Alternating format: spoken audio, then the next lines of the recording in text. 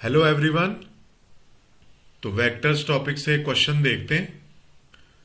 तो क्वेश्चन आप पहले रीड कर लीजिए और उसके बाद एक बार खुद से भी ट्राई करिए वीडियो को पॉज करके, और देन मेरा सॉल्यूशन देखिए। तो देखते हैं। देखो, दो वेक्टर हमें दे रखे हैं, A vector A I cap and B vector is this, और एक कंडीशन दे रखी है mod A plus B equal to root three time this. कह रहे हैं कि भाई टी इक्वल टू टॉप पे फर्स्ट टाइम जो है ऐसा होता है, ठीक है ना। Mod A plus B equal to root three times mod A minus B at time T equal to tau for the first time the value of tau in seconds is.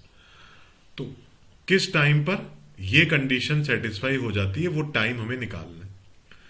तो देखो, अब सबसे पहले क्या अप्रोच इस question की रहेगी। हमें ये कंडीशन सबसे मेन नजर आ रही है, तो जरा इसको ओपन करके देखते हैं एक बार। मॉड ए प्लस बी और मॉड ए माइनस बी के सभी को फॉर्मूले आते हैं।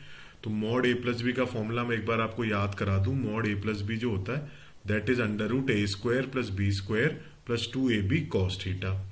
And mod A minus B का जो फॉर्मूला होता है that is what under root A square plus B square minus two A B cos theta. उन दो फॉर्मूलों का हम यहाँ पर यूज करने जा रहे हैं।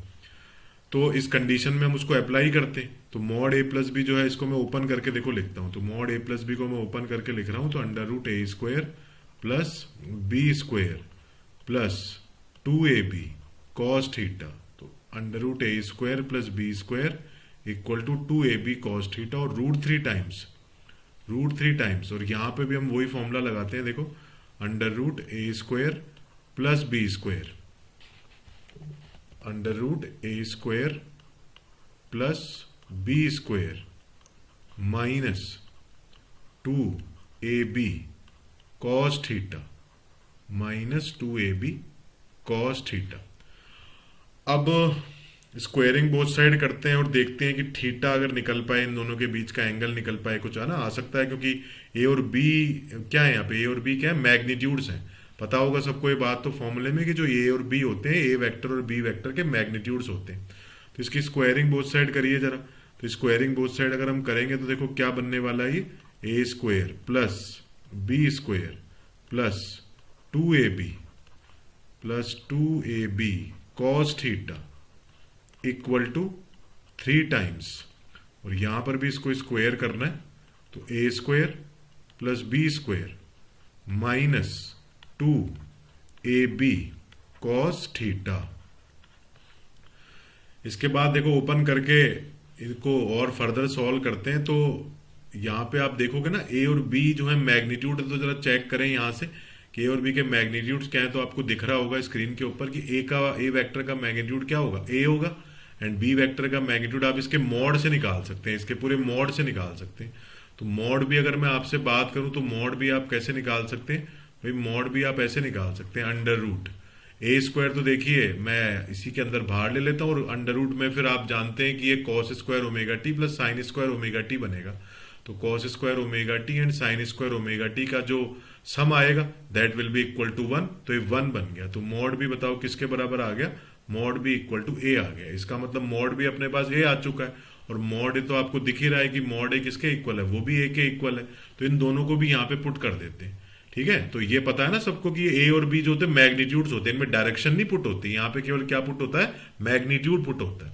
तो मैग्नीट्यूड पुट कर देते हैं। चलो भाई, यहाँ पुट कर दिया मैंने मैग्नीट्यूड ए स्क्वायर। अभी मैंने बताया बी का मैग्नीट्यूड भी यही है, तो ये भी क्या बन गया बताओ, ए स्क्वायर प्लस, और ये देखिए आप टू ए बी, तो मतलब two A square cos theta equal to, यहां से भी अगर अपन देखेंगे तो ये इक्वल साइन मैंने लगा दिया। और ये फिर आप देखो इसके बाद ये क्या बना, थ्री टाइम्स, यहां पे भी देखो क्या बना, ए स्क्वायर प्लस ये भी क्या बना, ए स्क्वायर। और यहां पे आप चेक करोगे तो माइनस में टू, क्योंकि इन दोनों का मैग्नीट्यूड तो ये था। तो two A square cos theta, ये चीज आ गई। अब इसको फर्दर सिंप्लीफाई देखो कर लेते हैं जरा फास्ट। तो ये देखो टू ए स्क्वायर अपने पास यहां से आ रहा है, तो टू ए स्क्वायर यहां से आ रहा है, और ये जो आ रहा है अपने पास two A square cos theta. तो थ्री टाइम्स, तो ये ए स्क्वायर ये सम होके क्या बन गए, टू ए स्क्वायर और minus two A square cos theta, two A square cos theta. तो अब इसको और सिंप्लीफाई कर लेते हैं। तो इधर मल्टीप्लाई कर लो इसको। तो देखो two A square plus two A square cos theta equal to, अब आप चेक करो, देखो इसको और मल्टीप्लाई करते हैं तो 6a² minus 6a² cos theta, ये चीज हो गई। चलो भाई ठीक है, अब इसको और मैं सॉल्व कर लेता हूं, तो 2a² को उधर ले जाओ, तो 6a² माइनस 2a² क्या बन गया बताओ, 4a² बन गया।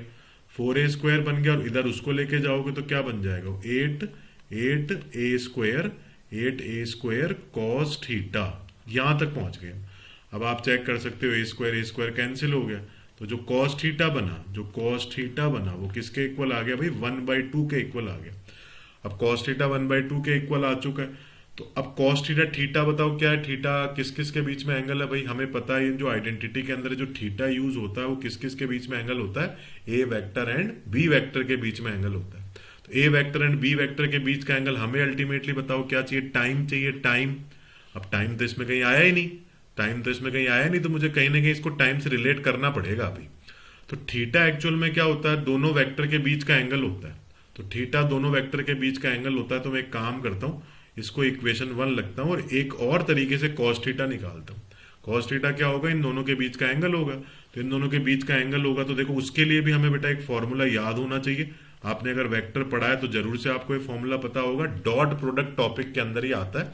मैं फॉर्मूला यहाँ लिखने जा रहा हूं, angle between two vectors that is what, A vector dot B vector divided by mod A mod B, ठीक है, A vector dot B vector divided by mod A mod B, ये फॉर्मूला होता है। तो ये फॉर्मूला मैं apply करता हूं, देखो तो हमें डॉट प्रोडक्ट करना है किस किस के बीच में भाई, ए वेक्टर एंड बी वेक्टर के बीच में डॉट प्रोडक्ट करना है। तो ए वेक्टर और बी वेक्टर के बीच में डॉट कैसे करते हैं, आई कैप वाला आई कैप वाले से मल्टीप्लाई करते हैं, जे कैप वाला जे कैप वाले से मल्टीप्लाई करते हैं, ऐसे ही होता है डॉट प्रोडक्ट। तो आई कैप वाले को आई कैप वाले से अगर मैं मल्टीप्लाई करूंगा तो बेटा क्या आने वाला है, न्यूमरेटर में ए इंटू ए बना जाएगा a² और बच जाएगा क्या, cos omega T, cos omega T.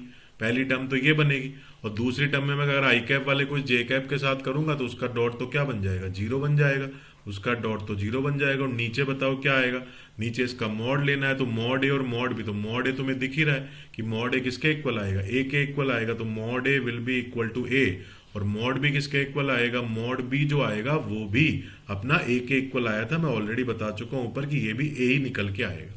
तो बताओ ए और ए मल्टीप्लाई हो गए, a² बन गए, और ये a² से कट हो गए, इसका मतलब अपने पास कॉस थीटा की वैल्यू कॉस ओमेगा टी के इक्वल ही आ गई। किसके इक्वल आ गई बेटा, कॉस ओमेगा टी के इक्वल ही ये आ गई।